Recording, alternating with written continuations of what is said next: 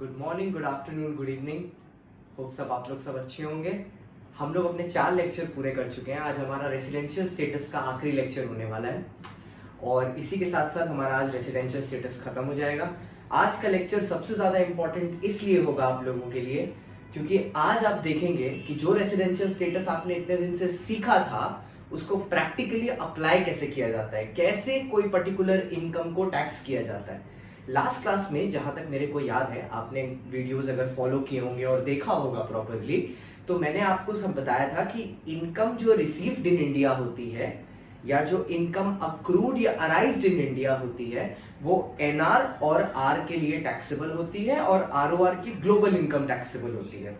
वहां पे एक वर्ड बहुत बार यूज किया गया था, अगर आपको याद हो तो बहुत बार वो वर्ड वहां पे यूज किया गया था कि deemed to accrue and arise. What do you mean by the word deemed? मैंने बोला था डीम्ड वर्ड का मतलब होता है अज्यूम्ड।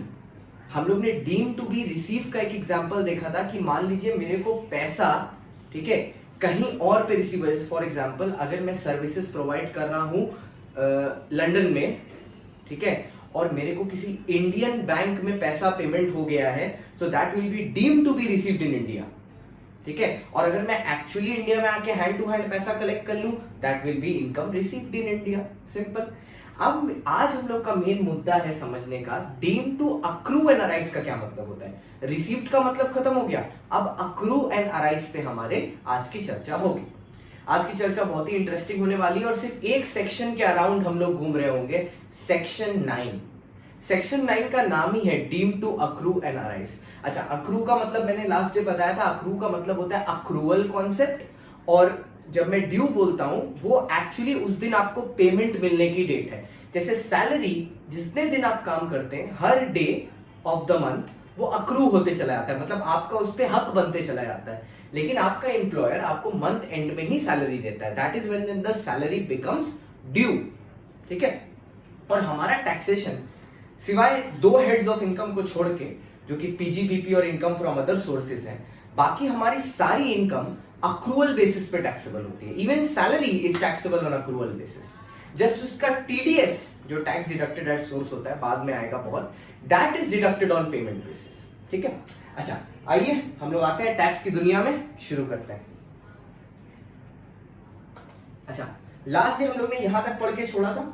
एक्चुअली ये लास्ट डे के नोट्स से थोड़ा पोर्शन लेके बाकी पोर्शन ऐड किया गया है, तो मैंने फ्रेश नोट्स टेलीग्राम में शेयर कर दिया है। कुछ बच्चों को प्रॉब्लम हो रही है कि सर टेलीग्राम का लिंक नहीं खुल रहा है, जो लिंक आपने वहां दिया है। मैं आपको एक सिंपल सी बात बोलूंगा, आप एक बार 2 बार लिंक खोलने की कोशिश करो, अगर उसके बाद भी लिंक नहीं खुलता तो फर्स्ट प्रायोरिटी वहां मेरा नंबर दिया हुआ है, आप मेरे को उस नंबर पे सीधा सीधा मैसेज कर दो, नॉर्मल मैसेज, व्हाट्सएप, जो आपको ठीक लगे। या दूसरा, आप वहां पे जो टैक्स की दुनिया है वहां पे उस पे मेल एक भेज दो कि आपको नोट्स नहीं मिले, मैं वहीं अटैच करके आपको भेज दूंगा। और जिन लोगों का खुल रहा है टेलीग्राम का लिंक, वो टेलीग्राम से ले लें, क्योंकि मैंने ऑलरेडी इस वीडियो को बनाने से पहले ही सब कुछ शेयर कर दिया है। और किसी को जानना हो तो अभी यहाँ पे 8:20 हो रहा है, so it is probably a good evening that we are doing. आइए, तो सबसे पहले, और आज का पूरा मुद्दा हमारा जिस टॉपिक के अराउंड घूमेगा कि income deem to accrue and arise का मतलब क्या होता है। देखिए, income deem to accrue and arise section 9 में डिफाइंड है, obviously section 9 of the income tax act, ठीक है। हमारे कितने हेड्स ऑफ इनकम है? 5। क्या क्या है? Income from HP, income from salary, PGBP, capital gain, other sources. हमें इन पांचों के रिलेशन में समझना है कब deem to accrue and arise in India होगा। इन पांचों के रिलेशन में समझना है कब deem to accrue and arise in India होगा। मैं पहले इजी वाले से शुरू करता हूं, धीरे धीरे बिल्डअप करूंगा। आप अभी नोट्स मत देखो, ठीक है, एक काम करो, इसको देखो ही मत। वो होता है ना, एक बच्चा लोग अगर सामने है देखेंगे तो वही सोचते रहेंगे जो वहां लिखा है, तो मत देखो तुम, बस आप लोग बस ये देखो, टैक्स की दुनिया। अच्छा, सोचो, एक एचपी है, ठीक है, एचपी मतलब हाउस प्रॉपर्टी, ठीक है। हाउस प्रॉपर्टी से इनकम होती कैसे है सर? मेरे पास एक हाउस प्रॉपर्टी होती है, खाली होती है, मैं रेंटल पे लगा देता हूं, मेरे को रेंटल इनकम होती है, मेरे को रेंटल इनकम पे टैक्स पेमेंट करना होता है, that is income from HP. अब इनकम फ्रॉम एचपी कहां पे deem to accrue and arise होगा? हमेशा इनकम फ्रॉम एचपी कहां deem to accrue and arise होगा? हमेशा जहां पे हाउस प्रॉपर्टी लोकेटेड है। आप चाहें तो ये लिख सकते हैं, ठीक है। Income from HP will only accrue and arise at the place where the house property is located, जहां पे हाउस प्रॉपर्टी लोकेटेड है। लाइक फॉर एग्जाम्पल, अगर मेरा हाउस प्रॉपर्टी लंदन में है, ठीक है, और मेरे को उससे जो रेंट मिल रहा है वो भी लंदन में ही मिलता है, तो ना ये आर के लिए टैक्सेबल होगा रेसिडेंट के लिए, ना ये नॉन रेसिडेंट के लिए टैक्सेबल होगा, क्योंकि डीम टू वाला सेक्शन भी अगर आप लगवाएंगे तो वो तो इनकम इंडिया के बाहर ही टैक्सेबल कराएगा, क्योंकि प्रॉपर्टी इंडिया के बाहर लोकेटेड है। तो simple, when it is in relation to an immovable property, when it is in relation to an immovable property dash deem to accrue and arise where the immovable property is situated, ठीक है, it is deemed to accrue and arise where the immovable property is situated. अब देखिए इसी से capital gain कितना अच्छे से जुड़ा हुआ है। कैपिटल गेन कब आता है? जब एक कैपिटल एसेट को आप बेचते हो और उससे आपको प्रॉफिट होता है। What is a capital asset? Capital asset means any property. Sir अभी तो थोड़ी देर पहले प्रॉपर्टी किया था। हाँ सर, एचपी में भी तो आपने प्रॉपर्टी बोला। देखो, all properties will be an HP, that is not compulsory. Think, हर बिल्डिंग हाउस प्रॉपर्टी हो जरूरी नहीं है। कमर्शियल बिल्डिंग्स भी तो होती हैं, म्यूजियम्स भी तो होते हैं, ठीक है, खाली बैरन लैंड भी तो होता है। खाली barren land will be property, will not be house property. तो हाउस प्रॉपर्टी मींस एनीथिंग जो घर है और जिसको मैंने रेंटल पे दे के रखा है, that is an house property. और अगर वो बिल्डिंग है, घर नहीं है, और ना मैंने उसको रेंट पे दे के रखा है, then it becomes a capital asset. And if that same capital asset is being used in business, then it becomes a business asset. देखो कितना अच्छा लिंक है। खाली जमीन है, कैपिटल एसेट। घर बना दिया, इनकम फ्रॉम एचपी। बिल्डिंग बना के ऑफिस चला रहा है, इनकम फ्रॉम पीजीबीपी। ठीक है, आते वापस, धीरे धीरे चलते हैं। तो एचपी मतलब जहां पे घर लोकेटेड है, तब वहां पे इनकम फ्रॉम एचपी हो जाएगा। और उस केस में deem to accrue and arise कहां पे होगा? जहां पे मेरा घर लोकेटेड है। अब ये घर के अलावा कोई भी और प्रॉपर्टी हो सकती है, लाइक एक बैरन लैंड है, जैसे एक बैरन बिल्डिंग है, ठीक है, या एक फार्म हाउस है which is not a house property, ठीक है, और वो खाली पड़ा हुआ है, तब ये कैपिटल एसेट है। अब ध्यान से सुनिएगा ये बात मैं जो बोलने जा रहा हूं। कैपिटल एसेट जब आप सेल करोगे तो capital gain will deem to accrue and arise. फिर से, जब आप कैपिटल एसेट सेल करोगे तो capital gain will deem to accrue और arise in the place where the property is situated. In the place where the property is situated. मेरे को फर्क नहीं पड़ रहा है आपने कहां प्रॉपर्टी रजिस्टर करवाया है, जिसके नाम पे है वो कहां रहता है, कोई फर्क नहीं पड़ता। इवन मान लीजिए अगर आपने एक प्रॉपर्टी इंडिया में है जिसका रजिस्ट्रेशन, मतलब उस प्रॉपर्टी को रजिस्टर एक यूके के सिटीजन के नाम पे कराया गया है, तभी भी वो प्रॉपर्टी इंडिया में ही deem to accrue and arise होगा। मतलब मान लीजिए एक यूके का सिटीजन है जो इंडिया में एनआर है, नॉन रेसिडेंट है, और उसने वो प्रॉपर्टी बेची और उसको पैसा इंडिया के बाहर मिला है, क्योंकि उसने प्रॉपर्टी भी इंडिया के बाहर बेची है, फिर भी ये deem to accrue and arise India में होगा, क्योंकि प्रॉपर्टी इंडिया में सिचुएटेड है। तो अब आपका नेक्स्ट नोट आएगा, capital gain dash any property will be deem to accrue and arise in India provided is is situated in India. तो आपका इनकम फ्रॉम एचपी खत्म, कैपिटल गेन खत्म। ठीक है, इस कैपिटल गेन वाले पोर्शन में ना एक अमेंडमेंट है, मतलब आपका basically amendment in the sense मैं ये बोल रहा हूं कि मई 20 का ये अमेंडमेंट है, मई 20 के लिए ये अमेंडमेंट है। तो ऑब्वियसली जब नवंबर वाले की बात आएगी, नवंबर 20 के टाइम में, तो ये अमेंडमेंट में नहीं कवर होगा, इसलिए ये रेगुलर में कवर हो रहा है। ये लास्ट बैच जो मई 20 वाले जो एग्जाम देने वाले थे, जिनका एग्जाम ना चाहते हुए भी कैंसिल हो गया, ये उनके लिए अमेंडमेंट था। तो आपके लिए तो नया ही है एक तरह में। तो ये दो अमेंडमेंट है, मैंने उनको पेज में अलग से कवर करके रखा है, तो मैं उनको अलग से डिस्कस करूंगा। तो एचपी हुआ और कैपिटल गेन हुआ। सर नेक्स्ट हेड क्या है हमारा? Income from salary. बहुत इंपॉर्टेंट, इनकम फ्रॉम सैलरी। ध्यान से सुनिएगा, सैलरी का इनकम वहां पे deem to accrue and arise होगा जहां पे सैलरी अर्न किया गया है, जहां पे सैलरी अर्न किया गया है। सर ये कैसे समझ में आएगा? जहां मैंने जो सर्विसेज दी है वो जहां पे यूज की गई है, सैलरी वहां अर्न किया गया है।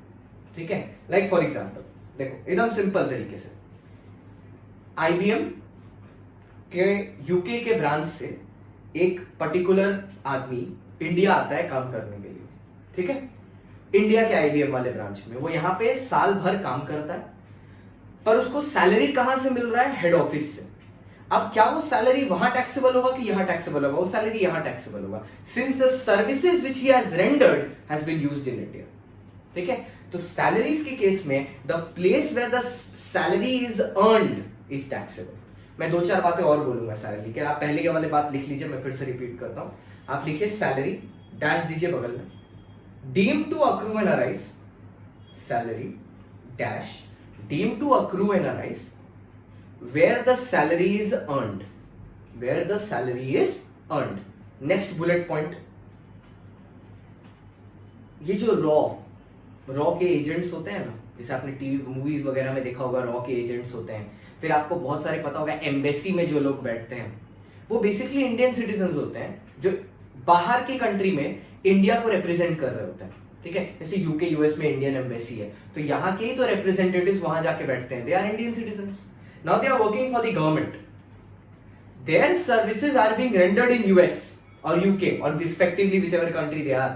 तो अगर आप बिजनेस कनेक्शन के लॉजिक से जाओ, मतलब सॉरी, अगर आप सैलरी के अर्न कराने वाले लॉजिक से जाओ तो फिर वो यूके या यूएस में टैक्सेबल हो जाएगा, बट दिस इज रॉन्ग ना, because they are working there for our government, ठीक है। So it should be taxable in India.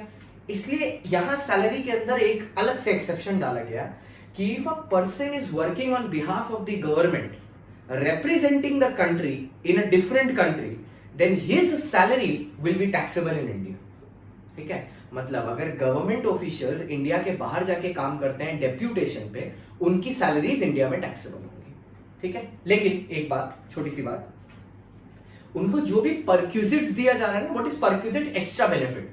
Perquisite means extra benefit, जैसे घर का रेंट, ठीक है। परक्यूजिट मीन, जैसे परक्यूजिट का एग्जांपल क्या हो सकता है? घर का रेंट, कार, ठीक है। Perquisite means anything extra than salary and it is generally non monetary in nature. Perquisite means anything extra than salary and it is generally non monetary in benefit. Non monetary मतलब kind की तरह होगा, हम लोग ये discuss करेंगे जब अपने सैलरी पढ़ेंगे तब, ठीक है। तो ये दूसरा पॉइंट आप वहां लिख लो। However in case of government officials, however in case of government officials the salary earned by them abroad will be taxable in India. Earned by them abroad will be taxable in India. However, for government officials, the salary which is earned by them abroad will be taxable in India. ठीक है, यहां तक हुआ बच्चा। Perquisite and the perquisites are exempt. देखिए, and the perquisites are exempt. Section याद करने का जरूरत नहीं है इसका, बट सेक्शन है 10 क्लॉज 7, जो कि एग्जेम्पशन है ना, तो एग्जेम्पशन के सारे सेक्शंस 10 में आएंगे, 10 क्लॉज 7, ठीक है। तो ये हमारा सैलरी हुआ। अच्छा, अब एक सैलरी में एक छोटा सा पॉइंट बता रहे हैं, आपको लिखने की जरूरत नहीं है, याद रहे तो ठीक, नहीं भी रहे तो तब भी प्रॉब्लम नहीं है। बहुत बार ऐसा होता है कि हम लोग को पेड लीव्स मिलती है, जैसे अभी बहुत सारी कंपनी है कोरोना के टाइम में जो वर्क फ्रॉम होम जिन कंपनियों में पॉसिबल ही नहीं है, ठीक है। जैसे फॉर एग्जांपल, बहुत ही नॉर्मल सी चीज है, अगर हॉस्पिटैलिटी ओरिएंटेड होटल्स है, how will they function work from home? एक वेटर घर में बैठ के वर्क फ्रॉम होम कैसे करेगा, या शेफ घर में बैठ के वर्क फ्रॉम होम कैसे करेगा? इट्स नॉट पॉसिबल, ठीक है। तो उस सिनारियो में work from home is not possible, तो अब क्या एम्प्लॉयज को पैसा नहीं मिलेगा क्या? बहुत सारे ऐसे लोग हैं जिन्होंने एम्प्लॉयज को हटा दिया काम से, ले ऑफ कर दिया, बट जो लोग रख के पैसा दे रहे हैं सामने से, मतलब काम भी नहीं करवा रहे और पैसा भी दे रहे हैं, इसको बुलाया जाता है salary on leave. Salary on leave एक सिंपल सा कॉन्सेप्ट बोलता है, अगर कॉन्ट्रैक्ट ऑफ एम्प्लॉयमेंट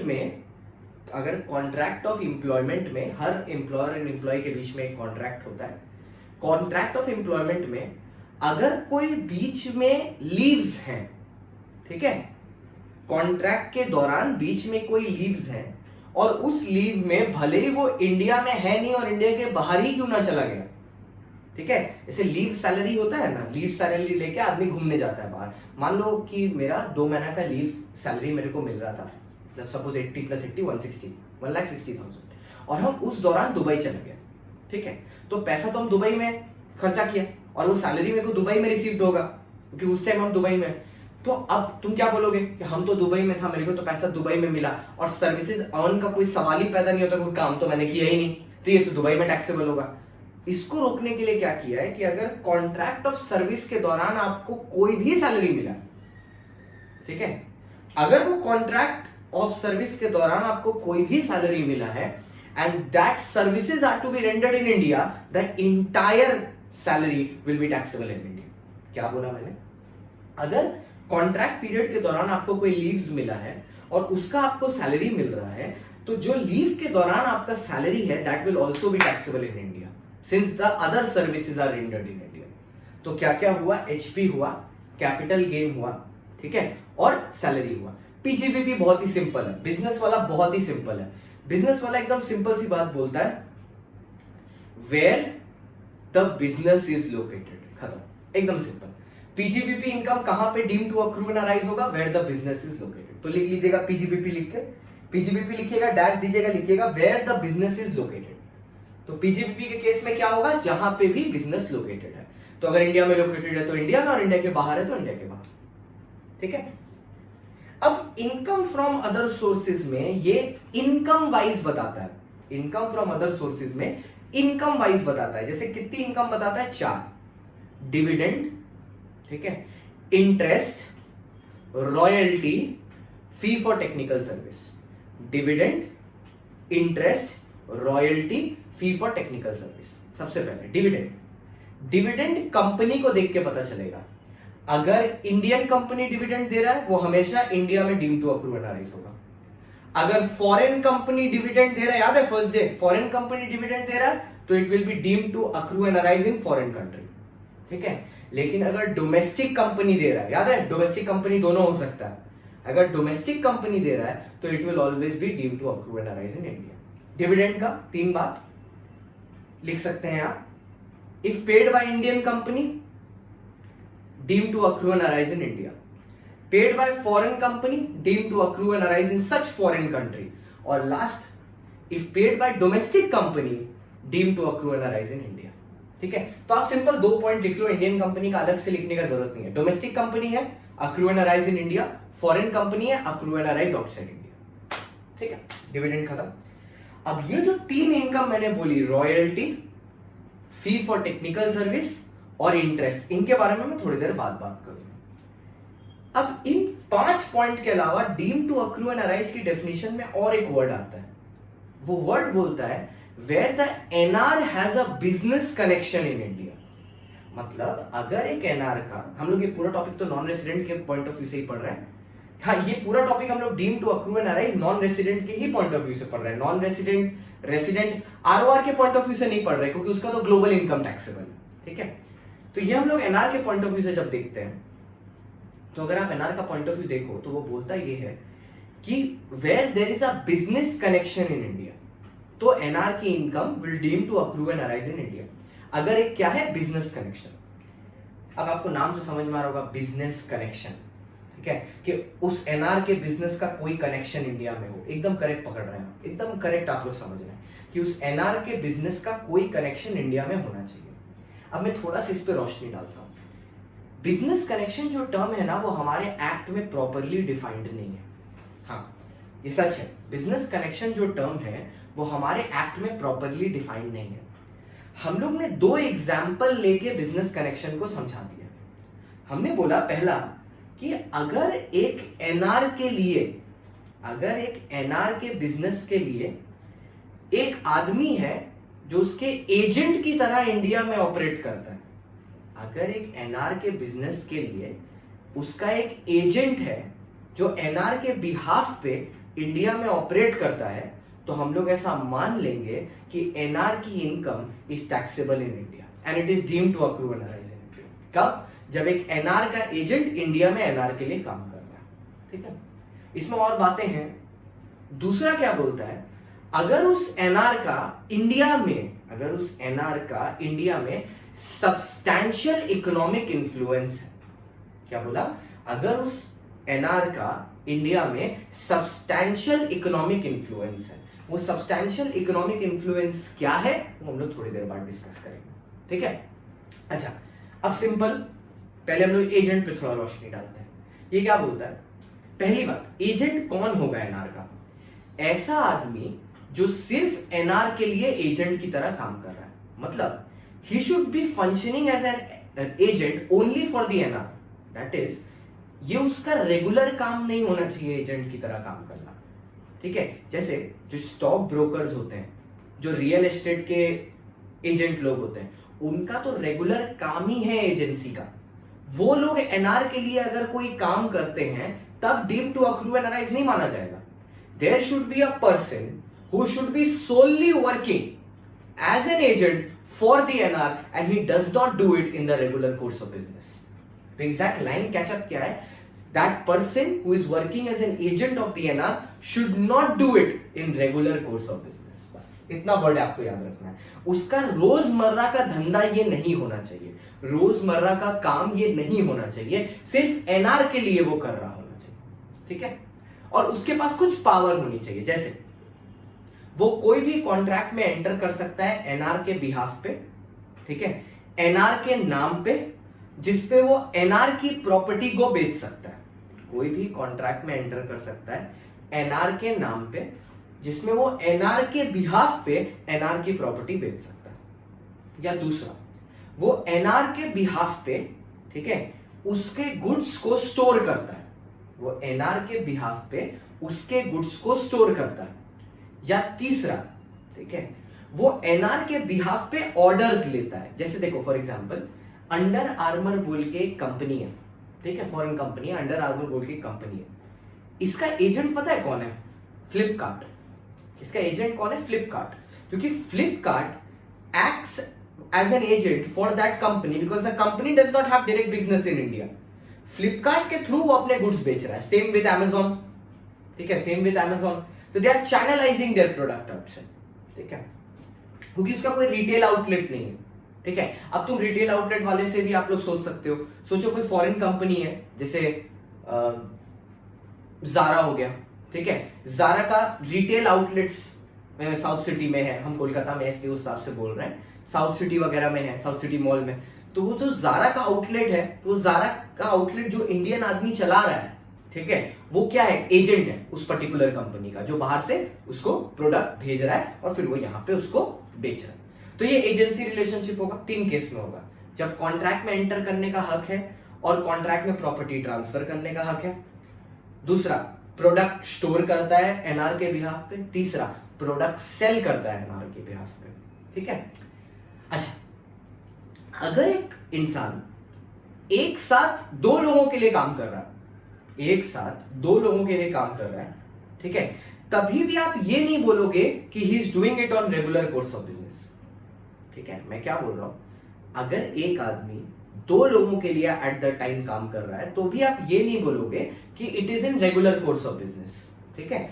आप उसको तभी भी एजेंट मानोगे provided they are under common control. Provided they are under common control. Common control का मतलब क्या है?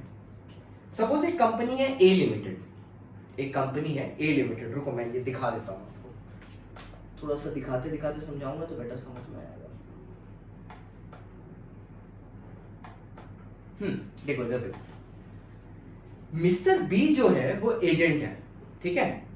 अब सोचो अगर ये सारी चीज बीच में नहीं होती, ठीक है, ठीक है, ये सारी चीज बीच में नहीं होती और मिस्टर एक्स और वाई 2 अलग आदमी होते और दोनों के लिए मिस्टर बी एजेंट की तरह काम कर रहा होता, तो क्या फिर ये दोनों का एजेंट कहलाता है इंडिया में? क्या income deem to accrue and arise in होता है इंडिया में? नहीं होता, क्योंकि then he mister B would have been doing it in the regular course of business and regular course of business is not allowed. ठीक है? Exclusive nature होना चाहिए। कभी आपने देखा है जारा के आउटलेट में वो लोग लक्स कोजी का वेस्ट या बनियान बेच रहा हो? नहीं करेगा ना। जारा के आउटलेट में जारा ओरिएंटेड ही प्रोडक्ट रहेगा। ठीक है? तो यहीं से ये बात निकल के आती है कि अगर मिस्टर बी है तो अगर वो सिर्फ मिस्टर एक्स का काम करता है, देखो सिर्फ मिस्टर एक्स का काम करता है, तो हम बोलते हैं बिजनेस कनेक्शन डायरेक्टली एस्टैब्लिश्ड। लेकिन अगर एक कॉमन कंट्रोल वाला सिचुएशन होता है ना, तभी भी बिजनेस कंट्रोल रहेगा। रुको एक सेकंड मैं सीधे दिखाता हूं कॉमन कंट्रोल वाला सिचुएशन क्या है।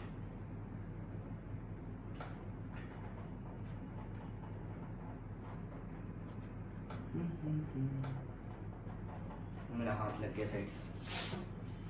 अब देखो थोड़ा सा इसको छोटा कर लूं तो एक ही में दिखने लगेगा आपको। ठीक है? आई होप विजिबल हो। विजिबल नहीं होगा तो आप अपने नोट्स में देख सकते हैं, वहां पे है ये मिस्टर बी है, ये एक्स का भी एजेंट है, वाई का भी एजेंट है, ठीक है। तो यहां तक अगर आप देखो ना तो बिजनेस कनेक्शन नहीं आया इंडिया में, बट बाद में हमें पता क्या चलता है, ये जो वाई है he is being controlled by x, he is being controlled by x. What do you mean bye controlled by x? ऐसा हो सकता है ना मिस्टर वाई जो है उसका जो बिजनेस है उसका ओनर मिस्टर एक्स है, ठीक है। वाई का जो बिजनेस है उसका ओनर मिस्टर एक्स है। मान लो वाई बनाता है गाड़ी, मिस्टर एक्स बनाता है टायर, ठीक है। वाई ने एक्स को ऑलरेडी खरीद लिया है और एक्स के बिहाफ पे बी काम करता था, तो हम लोग बोल सकते हैं कि नहीं कि बी काम करता है एक्स के भी बिहाफ पे और वाई के भी बिहाफ पे। ऐसा ही सेम कॉन्सेप्ट आपको होल्डिंग सब्सिडरी में आपके टीचर ने समझाया होगा लॉ में, मैं तो ऐसे ही समझाता हूं कि अगर एक कंपनी दूसरी कंपनी का मोर देन 50% ऑक्यूपाई कर ले तो वो होल्डिंग बन गया, वो कंपनी दूसरे का कर ले तो मैं 2 का होल्डिंग बन गया, वो कंपनी किसी और का कर ले तो मैं 3 का होल्डिंग बन गया। सेम यहां पे देखो, suppose if x is controlled by y then b is controlled by x and y. Similarly, suppose y is controlled by x तो b is controlled by y and x. अब और बड़ा सोचो x और y दोनों को z control करता है तो b किसका एजेंट हो गया फिर? x y z का, तीनों का। देखो मैंने यहां पे लिखा है, in this case b is an agent to x y z, तीनों का। कब? in the third case where z controls both x and y. लेकिन in first and second case b is only agent to y and x. means simple synopsis crux, अगर आप एक से ज्यादा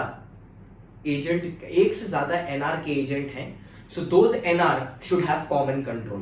If they are not under the common control, if they are not under the same common control, same owner, same person running the business, then you are not an agent of an NR making business connection taxable in India. ठीक है, business connection establish करने के लिए आपको NR का agent होना पड़ेगा और एक्सक्लूसिवली एक ही का होना पड़ेगा या तो कॉमन कंट्रोल के अंदर होना पड़ेगा। और करना क्या है? 3 चीज, गुड स्टोर करना है वेयरहाउस में अपने, ऑर्डर प्रोक्योर करना है, या कॉन्ट्रैक्ट्स में आप एंटर करोगे एनआर के बिहाफ के नाम पे और उसके प्रॉपर्टी को ट्रांसफर करने का राइट है आपके पास, तो आप एजेंट बन जाते हैं। ठीक है, जो सेकेंड पास है वो रिलेटिवली और इजी है, बहुत ज्यादा इजी है वो, तो कि अगर आपके पास सिग्निफिकेंट इकोनॉमिक इन्फ्लुएंस है। सर सिग्निफिकेंट इकोनॉमिक इन्फ्लुएंस का मतलब क्या है? ठीक है, इसका मतलब यह है कि आप बिजनेस करते हो इंडिया में। किस तरह का बिजनेस? या तो आप किसी तरह का गुड्स एंड सर्विसेज बेचते हो इंडिया में, या तो आप कोई भी तरह का बिजनेस सॉलिसिट करते हो इंडिया में, वेदर बाय फिजिकल और इलेक्ट्रॉनिक मींस। ध्यान से सुनना, सॉलिसिटिंग का मतलब क्या होता है? बिजनेस इनवाइट करना, promotion, marketing, that is what called soliciting. मतलब अगर कोई एक ऐसा कंपनी है जो अपने प्रोडक्ट्स इंडिया में बेच नहीं रहा, ठीक है, जस्ट मार्केट कर रहा है इंडिया में सो दैट लोग बाहर से खरीदें। मतलब बेसिकली क्या है? जैसे देखो अंडर आर्मर ही है, टीवी में ऐड आता है, but they don't sell their products in India. ठीक है, means within India they do not have any outlets selling their products. What they tell you? Book on www.underarmour.co.in and buy the products from there.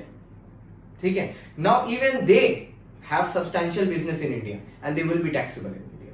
ठीक है, दो चीज, selling goods or services in India या even just soliciting business in India either by physical means or electronic means. Physical means से soliciting कैसे होता है? आपने पैम्फलेटिंग देखा है?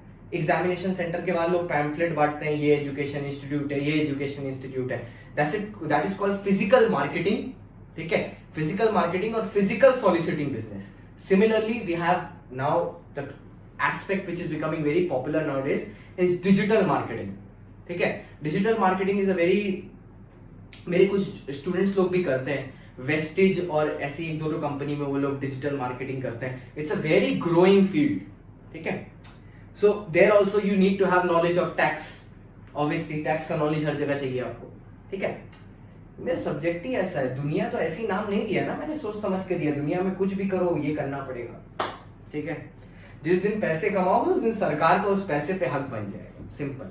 तो अगर इससे बचना है तो पता है क्या करो?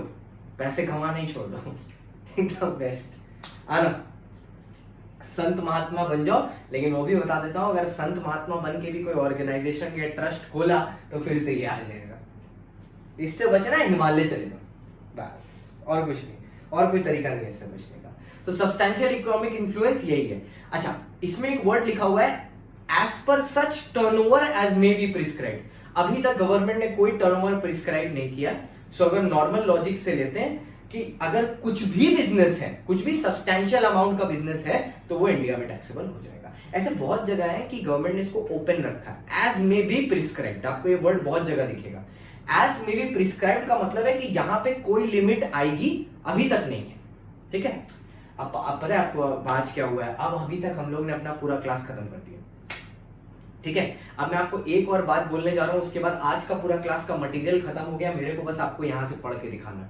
ठीक है, सुनिए, लास्टरी 3 इनकम जो थी, रॉयल्टी, टेक्निकल सर्विस और इंटरेस्ट। सुनिए ध्यान से, interest income will be deemed to accrue and arise in India. Interest income will be deemed to accrue and arise in India. कब? when the payment is made to an NR। जब पैसा NR को payment किया गया है, तो उसको जो पैसा पेमेंट किया गया है इनकम की तरह, इंटरेस्ट की तरह। ठीक है, जैसे मान लो, एकदम सिंपल समझो कि मैंने एक NR से लोन लिया, मैं रेसिडेंट हूं, मैंने एक NR से लोन लिया। ठीक है, मान लो मेरे भैया बाहर रहते हैं कनाडा में, तो वो इंडिया के नॉन रेसिडेंट है, मैंने उनसे लोन लिया, तो मैं उनको लोन पे इंटरेस्ट पेमेंट करूंगा, तो उनके लिए वो इनकम है। हम लोग यहाँ ये देखना चाहते हैं क्या उनकी इनकम इंडिया में टैक्सेबल होगी। हमने बोला उनकी इनकम इंडिया में टैक्सेबल होगी। कब होगी? एक, वो इंटरेस्ट जो उनको मिल रहा है वो एक गवर्नमेंट पेमेंट कर रही है, मतलब इंडियन गवर्नमेंट बाहर पेमेंट कर रही है। ऐसे इंडियन गवर्नमेंट ने लोन लेके रखा है ना, वर्ल्ड बैंक, बाकी सब बैंक से, तो जो लोन पे इंटरेस्ट पेमेंट करती है इंडिया बाहर वालों को, डिफरेंट कंट्रीज को, उसका जो इंटरेस्ट होता है उन एनआरस का, that is taxable in India. Mind you, मैं बोल रहा हूं जब कोई एनआर को पेमेंट करती है, government is not an NR. ठीक है, सपोज अगर किसी बाहर की कंपनी से लोन लिया है, किसी गवर्नमेंट कंपनी ने, यहां एक गवर्नमेंट कंपनी है, बाहर एक कंपनी है, गवर्नमेंट मतलब बाहर एक कंपनी है, उससे मैंने लोन लिया गवर्नमेंट कंपनी ने। जब गवर्नमेंट कंपनी लोन रीपेमेंट करेगा, वापस इंटरेस्ट रीपेमेंट करेगा, तो वो इंडिया में टैक्सेबल हो जाएगा। कब? जब एक गवर्नमेंट ने पेमेंट किया है एनआर को, या दूसरा जब एक रेसिडेंट इंटरेस्ट पेमेंट करता है एनआर को। लेकिन कब? वो रेसिडेंट ने जो पैसा लिया था, वो पैसा उसने बिजनेस या प्रोफेशन में यूज किया है इंडिया में। ठीक है, या किसी भी तरह की इनकम अर्न करने के लिए यूज किया है इंडिया में। ठीक है, मतलब वो जो पैसा उसने बाहर से लिया, उसको उसने अगर इंडिया में यूज किया, ठीक है, तो फिर उस एनआर का इनकम इंडिया में टैक्सेबल होगा। सर दोनों एग्जांपल बताइए। पहला सुनो, मैंने अपने भाई से पेमेंट पैसा लिया, सपोज मैंने अपने भाई से 5 लाख रुपए लिया, 5 लाख पे 10% इंटरेस्ट मेरे को देना है। वो 5 लाख रुपए से मैंने एक कोचिंग सेंटर खोला दिल्ली में, ठीक है, या कोलकाता में, सर कोलकाता में, और मैं वहां पे पढ़ाने लगा, और फिर मैं इंटरेस्ट पेमेंट कर रहा हूँ। बिजनेस इंडिया में यूज हुआ, ठीक है, बिकम्स टैक्सेबल इन इंडिया। तो मैं जब उनको 50,000 रुपया दूंगा, वो 50,000 रुपया उनके हाथ में इंडिया में टैक्सेबल है, डीम टू अक्रू एनआरआईज। ठीक है, सिमिलरली सपोज मैंने उनसे 5 लाख रुपया लिया, और इस बार मैं एक कोचिंग सेंटर तो खोल रहा हूं, पर इंडिया में नहीं खोल रहा, श्रीलंका में खोल रहा हूं। ठीक है, तो क्या अब ये पैसा इंडिया में टैक्सेबल होगा? क्या मैं जो उनको इंटरेस्ट पेमेंट करूंगा वो इंडिया में डीम टू अक्रू एनआरआईज होगा? नहीं सर, बिल्कुल नहीं होगा, क्योंकि उसको इंडिया में बिजनेस और प्रोफेशन में लगाया ही नहीं गया, क्योंकि ये कंडीशन है, it has to be used in India. ठीक है, अब दूसरा एग्जांपल सुनो, तीसरा चीज सुनो। तीसरा क्या है? अगर एक एनआर दूसरे एनआर को पेमेंट कर रहा है, वाह सर, एक एनआर दूसरे एनआर को पेमेंट कर रहा है, तो इंडियन गवर्नमेंट क्यों उछल रहा है कि हमें टैक्स चाहिए? सोचो, लॉजिक तुम्हारे दिमाग में आ रहा होगा, आप लोग के दिमाग में ही आया होगा कि सर एक एनआर दूसरे एनआर को पेमेंट कर रहा है, मतलब समझ लीजिए आपका भाई जो कनाडा में है, वो आपके उनके दोस्त को जो लेट्स सपोज दुबई में, उनको पेमेंट कर रहा है, ठीक है, लोन पे इंटरेस्ट। तो इंडियन गवर्नमेंट क्यों उछल रहा है? आ रहा होगा ना दिमाग में कि इंडियन गवर्नमेंट क्यों उछल रहा है? इंडियन गवर्नमेंट इसलिए उछल रहा है कि जो तब इंडियन गवर्नमेंट को तब टैक्स मिलेगा अगर वो जो एक एनआर दूसरे एनआर को इंटरेस्ट पेमेंट कर रहा है, तो जो एनआर पे कर रहा है, जो पेयर है, अगर उसने वो पैसा इंडिया में किसी बिजनेस में यूज किया है, तो तब वो पैसा इंडिया में टैक्सेबल हो जाएगा। लाइक सिंपल सोचो, भैया है कनाडा में, भैया का दोस्त है दुबई में, दुबई के दोस्त ने कनाडा के भैया से 5 करोड़ रुपया उधार लिया, लोन लिया, ठीक है, ट्रांजैक्शन किया 5 करोड़, 5 करोड़ पे 10% इंटरेस्ट, 50 लाख रुपए इनको देना पड़ेगा, ठीक है, भैया को वापस। इन्होंने क्या किया, ये जो 5 करोड़ रुपए इन्होंने लिया है उससे इन्होंने एक चेन ऑफ स्वीट्स शॉप खोली इंडिया में। चलो केक से बेकरी खोला इंडिया में, ठीक है, कहां, मुंबई में, ठीक है, 5 स्टोर्स। अब वो है दुबई में, जब इंटरेस्ट पेमेंट करेंगे उनके दुबई के बैंक अकाउंट से निकल के कनाडा में जाएगा। आपके दिमाग में आ रहा है सरकार क्यों कूद रहा है? सरकार कूद इसलिए रहा है बेटा क्योंकि जो पैसा आप कमाओगे ना वो तो इंडिया में डीम टू अक्रूवल अराइज है, क्योंकि बिजनेस इंडिया में, इसलिए वो टैक्सेबल हो जाएगा। ठीक है, तो 3 केसेस में इंटरेस्ट इंडिया में टैक्सेबल होगा। पहला, ठीक है, फर्स्ट एकदम इजी, जब गवर्नमेंट पेमेंट कर रहा है एनआर को। दूसरा, जब आर पेमेंट कर रहा है एनआर को, रेसिडेंट पेमेंट कर रहा है नॉन रेसिडेंट को, कब, जब रेसिडेंट अपने बिजनेस के लिए यूज करता है।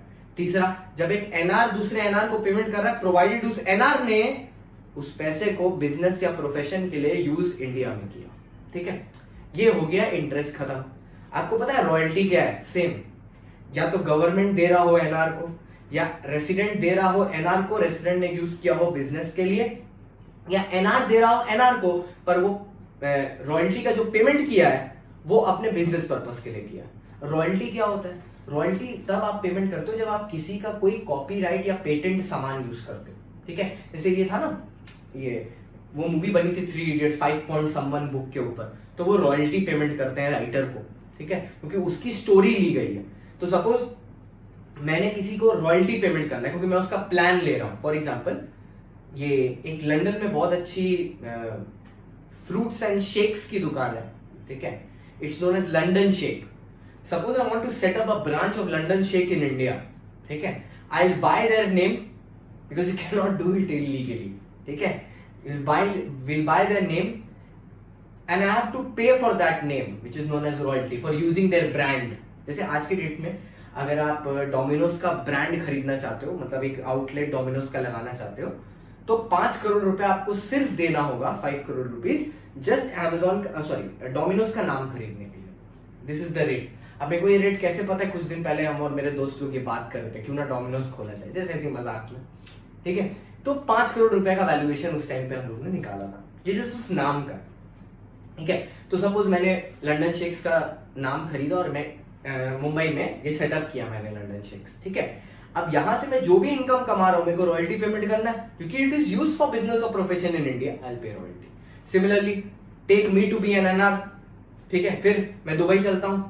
अब यूएस का लंदन शेक मैं दुबई में नहीं लगाया, मैंने इंडिया में लगाया, फिर वही बात, एनआर से एनआर पेमेंट होगा पर क्योंकि use for business in India तो टैक्सेबल। ठीक है, next, fee for technical service. What is technical service? हम लोग लैपटॉप्स बनाते हैं, पोर्टल्स बनाते हैं। जीएसटी का एक पोर्टल है GSTIN, आजकल सब ऑनलाइन होता है ना। ठीक है, तो सॉफ्टवेयर्स बनाते हैं, टेक्निकल डिपार्टमेंट्स होते हैं, एक ये जो प्रोसेसर होता है लैपटॉप्स वगैरह का, सॉफ्टवेयर होता है, विंडोज होता है। ठीक है, आपको बहुत सारी टेक्निकल सर्विसेज चाहिए होती है, बहुत सारे प्रोजेक्ट्स में टेक्निकल सर्विस लगती है। जो आर्किटेक्चरल प्रोजेक्ट्स होते हैं उसमें जो ड्राइंग्स होती हैं, स्कल्पचर्स होते हैं, उसमें लगती हैं technical services. And technical service can mean anything. ठीक है, इवन हम लोग की जो अकाउंटेंसी की सर्विस है ना, that is also technical service. Me teaching you here is also technical service, professional and technical service. ठीक है, तो आप उसी लॉजिक में समझो, जब किसी की टेक्निकल सर्विस के लिए गवर्नमेंट उसको पेमेंट कर रहा है, ठीक है, अगर एनआर को पेमेंट कर रहा है टेक्निकल सर्विस के लिए इंडिया में डीम टू अक्रूवल अराइज, एक आर दूसरे एनआर को पेमेंट कर रहा है provided that service is used in India. ठीक है, हम यूएस से एक आदमी को बुला के लेके आ रहे हैं कि वो अपने कंपनी का प्रोसेसर मेरे कंपनी में सब जगह लगवाए और इंस्टॉल कराए उसको।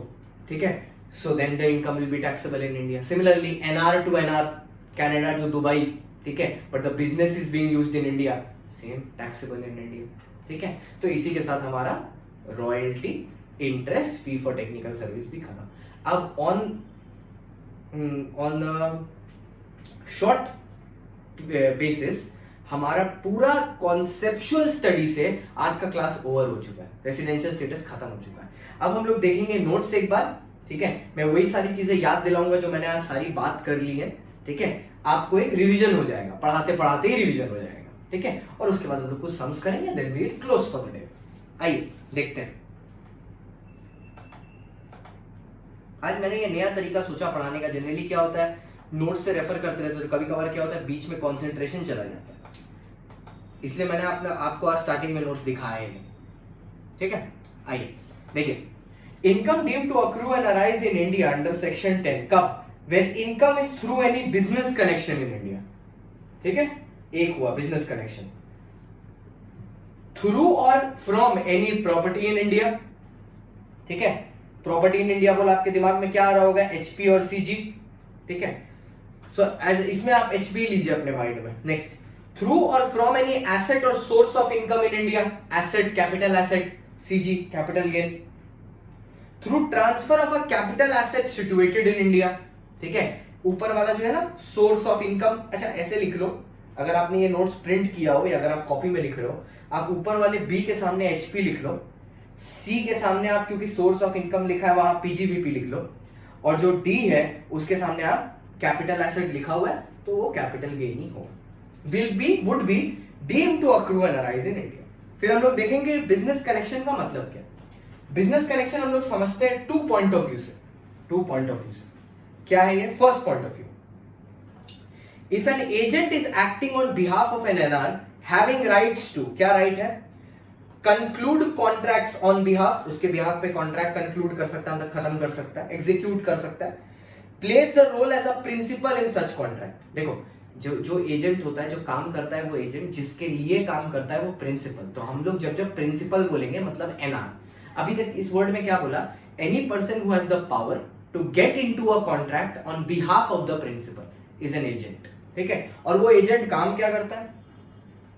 कॉन्ट्रैक्ट्स कैसे होने चाहिए? Should be in the name of the NR. ठीक है, नॉन रेसिडेंट के नाम पे होना चाहिए, या तो प्रॉपर्टी का ओनरशिप ट्रांसफर करने का होना चाहिए, या कोई सर्विस प्रोवाइड करने का होना चाहिए। एनआर के बिहाफ पे सर्विस भी तो प्रोवाइड कर सकते हैं ना।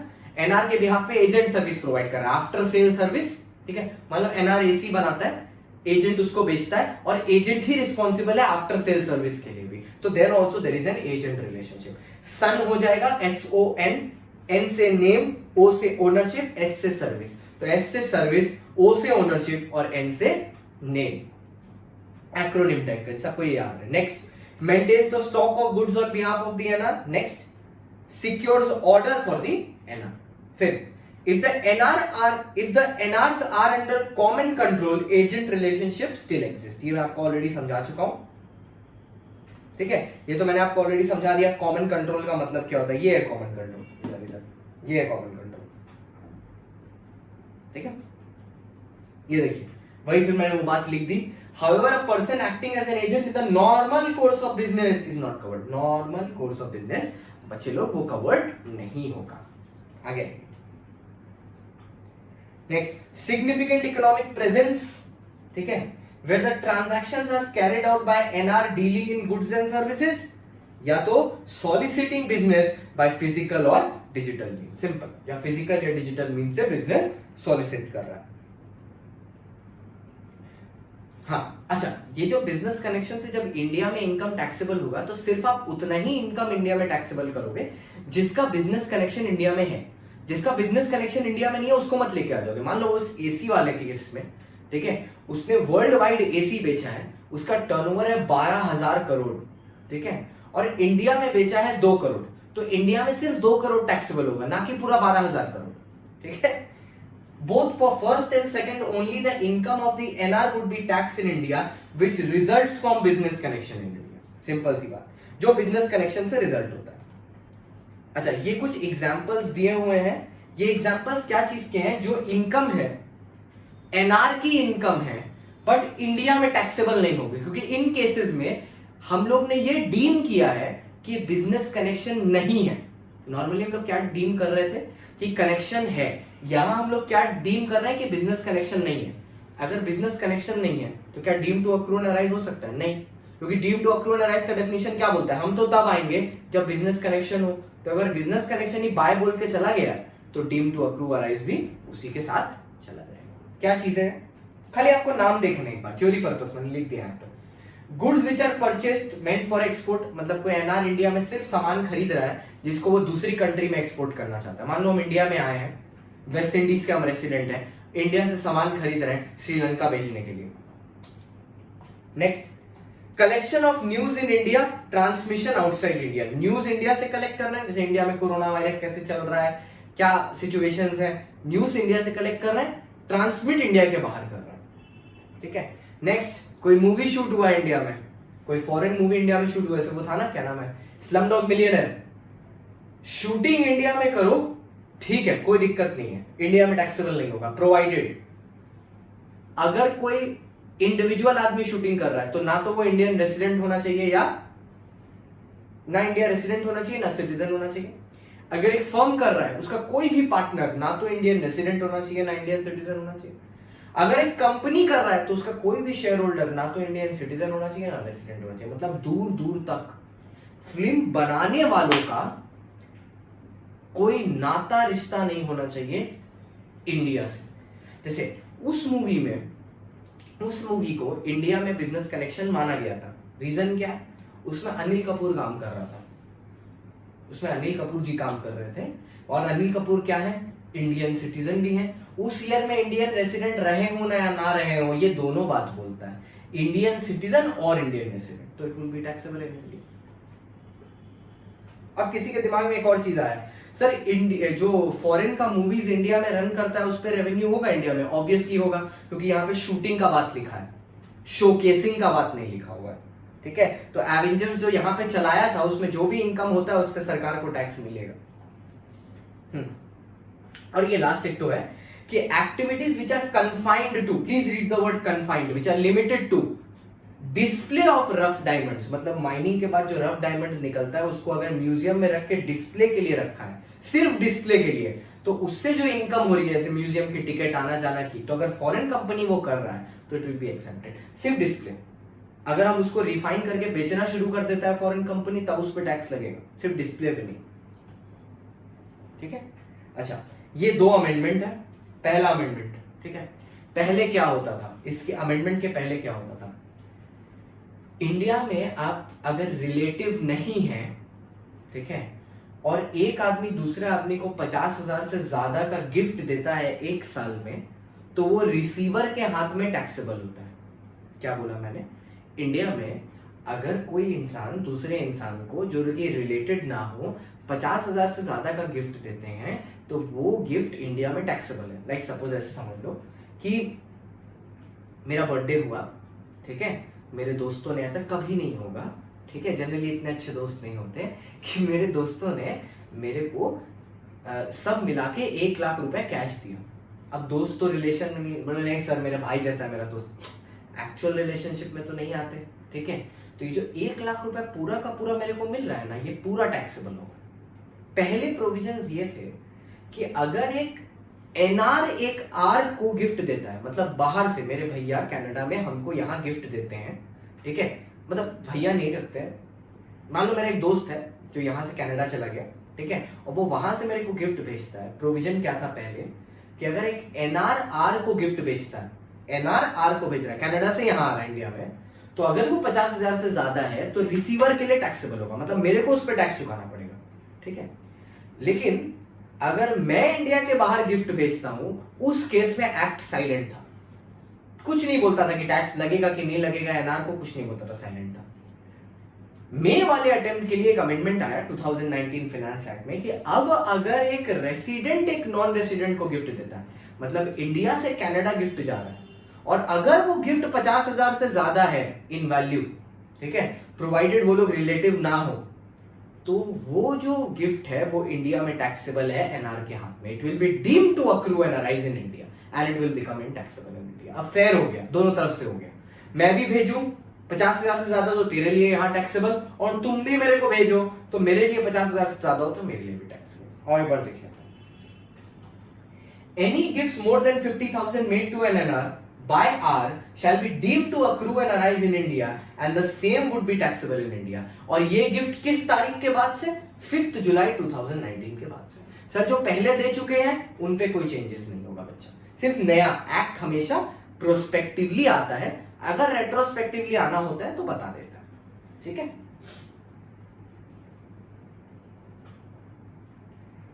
अच्छा, ये और एक चीज, ठीक है, ये भी एक अमेंडमेंट है। आप लोग ने शायद वोडाफोन केस के बारे में पढ़ा होगा, आज थोड़ा टाइम कम होगा, मैं आपको नेक्स्ट क्लास में वोडाफोन केस बढ़िया से समझा दूंगा। वो जो अमेंडमेंट आया है ना, जो ये है, वो वोडाफोन केस की वजह से ही आया। ये अमेंडमेंट एकदम सिंपल बोलता है, अगर shares in a foreign company बेचे गए हैं इंडिया के बाहर एक दूसरे नॉन रेसिडेंट को, ठीक है, या एक फॉरेन कंपनी को, ठीक है। मतलब सपोज लो अंडर आर्मर ने अपने शेयर्स, ठीक है, नाइक को बेचे, ठीक है, अंडर आर्मर ने अपने शेयर्स नाइक को बेचे। सर कोई फर्क नहीं पड़ता, दोनों नॉन रेसिडेंट है, इंडिया में तो कोई फर्क ही नहीं पड़ रहा है। अमेंडमेंट क्या बोलता है कि अगर जिस कंपनी के शेयर्स बिक रहे हैं वो कंपनी के शेयर्स वैल्यू डिराइव करते हैं from the assets in an Indian company, तो फिर वो इनकम जो सेल ऑफ शेयर्स पे हो रही है will be deemed to accrue and arise in India. आप क्या बोलना चाहते हैं?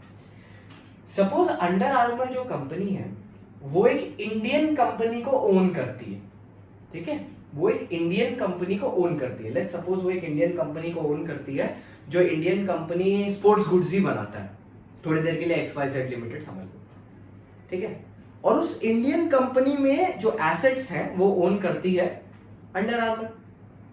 तो अगर अंडर आर्मर अपना पूरा बिजनेस बेच देती है, ठीक है, नाइक को, तो नाइक के पास तो इंडियन कंपनी का भी कंट्रोल चला जाएगा। तो अगर आप कायदे से देखो तो शेयर्स उसने भले ही फॉरेन कंपनी के खरीदे पर हक तो उसको इंडियन कंपनी में भी मिल गया। तो हमारी गवर्नमेंट बोलती है फिर हमें टैक्स क्यों नहीं मिलेगा? हमें टैक्स भी चाहिए। जब हमारी कंट्री के में आप हक चेंज हुआ है, जब सेल हुआ है हमारे एसेट्स का, तो हमें भी तो टैक्स मिलना चाहिए, जो कि बहुत लॉजिकल है। उसी लिए इन्होंने एक सेक्शन निकाला कि the shares in a foreign company which derive its value from the assets underlining in an Indian company, income on such shares shall be deemed to accrue and arise in India. ठीक है, खाली कब? जब उन shares को cell किया जा रहा है, ना कि जब उन पे डिविडेंड दिया जा रहा है। अगर डिविडेंड दे रही है अंडर आर्मर नाइक को, ठीक है, in the normal course of business, वो डिविडेंड इंडिया में टैक्सेबल नहीं होगा, जस्ट बिकॉज क्योंकि उसका इंडियन में इन्वेस्टमेंट है। एंड माइंड यू, ये वर्ड पे थोड़ा ध्यान दीजिएगा, डिराइव इट्स वैल्यू, कुछ सिग्निफिकेंट वैल्यू होना चाहिए। एक्ट डिफाइन करता है 10 crore and 50% of the total value of asset, means the amount should at least be 10 crore, ठीक है, and it should be 50% of the total value of asset। मतलब ये जो इंडियन कंपनी है, ठीक है, इसका एसेट वैल्यू है 1000 करोड़। कितना वैल्यू है? 1000 करोड़। और जो अंडर आर्मर है उसका इस कंपनी में इन्वेस्टमेंट है 550 करोड़, ठीक है। अब 550 crore is more than 10 crore, yes, and it is more than 50% of 1000 crore, क्योंकि 1000 करोड़ का 50% कितना होगा? 500, ठीक है। दोनों कंडीशन फुलफिल्ड है। तो अंडर आर्मर का इस कंपनी में क्या है? वैल्यू है, ठीक है। मतलब अंडर आर्मर के शेयर्स की जो स्टॉक मार्केट में प्राइस है वो इस कंपनी के में इन्वेस्टमेंट की वजह से बढ़ी हुई है। अगर इस कंपनी का इन्वेस्टमेंट नहीं होता तो स्टॉक में प्राइसेस कम होते। तो जब ये अपना शेयर उनको बेचेंगे, दूसरी कंपनी को बेचेंगे, तो इंडियन कंपनी का भी वैल्यू चला जाएगा दूसरी कंपनी के पास। इसलिए इंडियन गवर्नमेंट बोलता है हमें भी टैक्स चाहिए। उसी मोटिव में ये अमेंडमेंट आया है। आपको इस अमेंडमेंट को मैं बेटर एक्सप्लेन करूंगा नेक्स्ट क्लास में, जब मेरे पास टाइम हो के, क्योंकि मेरे को 1 घंटा के अंदर ही वीडियो बनाना है, उसी टाइम स्पैन में रहता है तो अपलोड जल्दी होता है। इसी चीज को मैं प्रैक्टिकल केस लॉ के साथ एक्सप्लेन करूंगा, जो है वोडाफोन केस लॉ। अगर कुछ लोगों के पास टाइम हो और आपको इसमें इंटरेस्ट हो, आप वोडाफोन केस लॉ के बारे में देख सकते हैं। मैं नेक्स्ट क्लास में विस्तार से बताऊंगा वोडाफोन केस लॉ, तब आपको ये वाला बेटर समझ में आएगा। अभी हो सकता है थोड़ा बहुत कंफ्यूजन हो, पर नेक्स्ट क्लास में ये और बेटर समझ में आएगा। इंटरेस्ट रॉयल्टी देख लीजिए एक बार। Deemed to accrue and arise in India if paid by the government और R2NR और NR2 are paid provided R resident इसको यूज करे फॉर बिजनेस पर्पस, या जब NR को देना है तो NR को यूज करना है फॉर बिजनेस पर्पस। बाकी रॉयल्टी के लिए same as above, fee for technical service के लिए same as above. Same as above मतलब ये वाला नहीं, ऊपर इंटरेस्ट वाला, सारी चीजें सेम रहेंगी। 3 चीजें थी, गवर्नमेंट पेमेंट कर रहा है, R NR को पेमेंट कर रहा है इंडिया से कनाडा, या NR को पेमेंट कर रहा है दुबई से कनाडा, ठीक है। याद रखना, जब R से NR गया तो इंडिया से कनाडा, जब R से दुबई गया तो सॉरी, जब दुबई से कनाडा गया तो NR to NR, ठीक है। अच्छा, हम लोग एक सम्स करते हैं। एक्चुअली सम्स में सारे के सारे इसलिए नहीं कराता क्योंकि मैं पहले तो एक्सपेक्ट कर रहा हूं कि आप भी कुछ थोड़ा तो करो, ठीक है। पूरा तो मेरे पे मत डिपेंडेंट रहो कि सब मैं ही करके दिखाऊंगा, तब फिर दिक्कत क्या हो जाएगा पता है, आप पढ़ोगे ही नहीं, सबसे बड़ा दिक्कत वो हो जाएगा। वो मत करिए, और आपको सम्स का प्रैक्टिस खुद होना चाहिए। मेरे को प्रैक्टिस करा करा के कोई फायदा नहीं होगा बच्चों, खुद करो प्रैक्टिस। पर चलिए मैं एक सम तो डिस्कस करूंगा आपके साथ, ठीक है, और मैं इसको रखूंगा अपने पास। मैं रोज एक एक सम कर करके डिस्कस करूंगा आपके साथ। चलिए फिर ऑर्डर में ही चलते हैं, ऑर्डर में डिस्कस करता हूँ, ठीक है। इससे क्या होगा ना, रोज एक सम करने से हम लोग अपना नेक्स्ट टॉपिक शुरू करेंगे, इनकम फ्रॉम एचपी। एचपी का तो एक दो दिन थ्योरी में ही चला जाएगा, पहला दूसरा क्लास, उसके दौरान हम लोग इसके सम्स प्रैक्टिस करेंगे। ये कॉन्सेप्ट हमारे दिमाग में फ्रेश रहेगा। क्या है देखिए, ये सिंपल चीज है। मिस्टर डेविड, आई होप एकदम क्लियर दिख रहा हूं, मैंने फॉन्ट थोड़ा बड़ा कर दिया, मैं एक बार चेक कर लेता हूं क्लियर आ रहा है कि नहीं।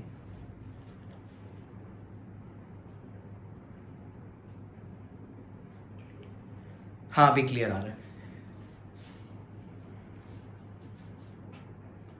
मैं थोड़ा सा और जूम कर देता हूं आप लोगों के लिए, ठीक है।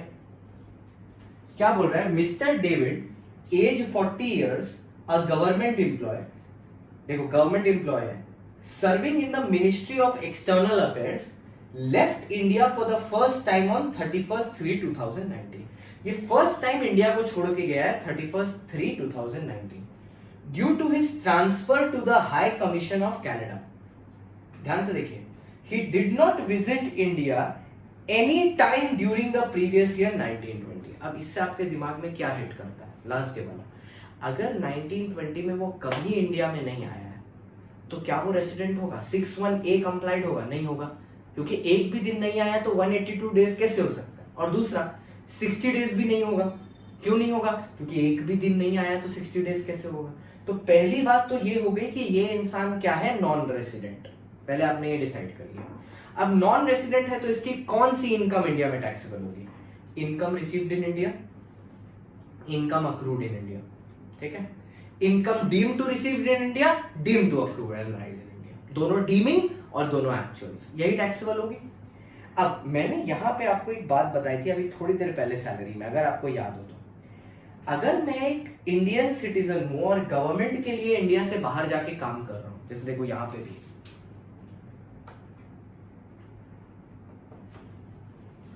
Mr. David, age 40 years, a government employee serving in the Ministry of External Affairs। Government employ है वो, ठीक है, मिनिस्ट्री ऑफ एक्सटर्नल अफेयर्स में जा रहा है, तो गवर्नमेंट के बिहाफ पे जा रहा है, तो ऐसे केस में इनकी सैलरी कहां टैक्सेबल होती है, इंडिया में। लेकिन परक्विजिट्स क्या हो जाते हैं, 100% एग्जेम्प्ट। बाकी इनकम के लिए नॉर्मल एनआर का स्टेटस देखेंगे। आइए देखते हैं, चलिए बात करते हैं।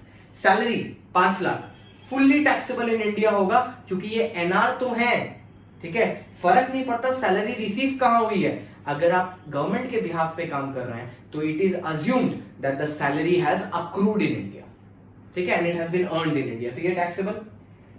जो फॉरेन अलाउंस है ये पूरा का पूरा एग्जेम्प्टेड, क्योंकि मैंने बोला perquisites will be exempted. Perquisite mean something in extra, ये पूरा का पूरा एग्जेम्प्टेड होगा 5 लाख रुपए, ठीक है। देखो आंसर्स क्या होंगे, 5 लाख ये nil. Interest on fixed deposit from bank in India, तो इंडिया में रिसीव्ड हुआ है तो इंडिया में टैक्सेबल होगा, 1 लाख रुपीज इंडिया में टैक्सेबल, 6 लाख हुआ।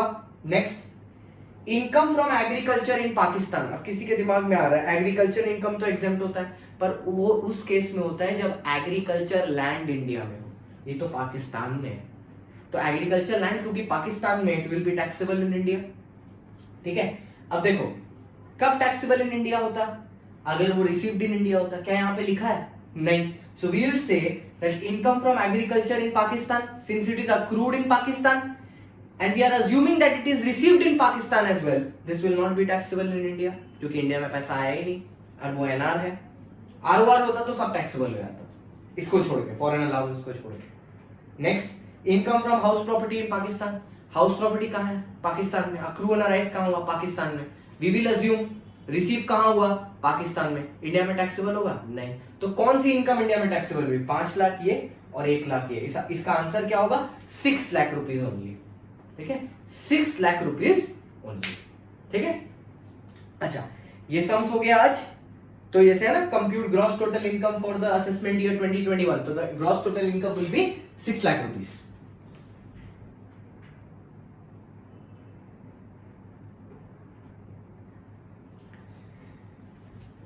तो इसी के साथ हमारा रेसिडेंशियल स्टेटस खत्म होता है। बचे हुए क्वेश्चंस प्लीज बच्चों आप लोग कर लीजिएगा, और मैं क्लास में तो इनको करते ही रहूंगा। शायद मैंने किया, कल मैं एचपी जब शुरू करूंगा नेक्स्ट क्लास में, तो मैं क्वेश्चन नंबर 14 करूंगा, इससे वो रिविजन्स रहेंगे। और कल मेरे को बहुत इंपॉर्टेंट क्लास होने वाला है कल, क्योंकि कल हम लोग एक रियल लाइफ केस लॉ को डिकोड करेंगे, वोडाफोन केस लॉ।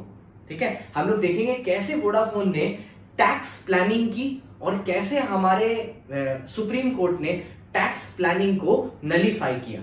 ठीक है, दोनों प्रोस्पेक्ट्स देखेंगे, कुछ भी सही गलत नहीं डिसाइड करेंगे हम लोग, क्योंकि हम लोग कुछ होते नहीं सही डिसाइड करने वाले। हम लोग सिर्फ देखेंगे कि प्रोविजंस को कैसे इंटरप्रेट किया जाता है। ठीक है, तो कल का क्लास बहुत ही इंटरेस्टिंग होने वाला है, प्लीज देखते रहिए। And thank you for watching. Like subscribe share कर दीजिएगा, जितने ज्यादा लोगों के पास वीडियो पहुंचेगा उतना अच्छा। Thank you so much for watching, and I am really happy that you people are continuously watching the videos. जो भी आपको कमेंट सजेशंस हो, प्लीज नीचे कमेंट बॉक्स में लिख दीजिए।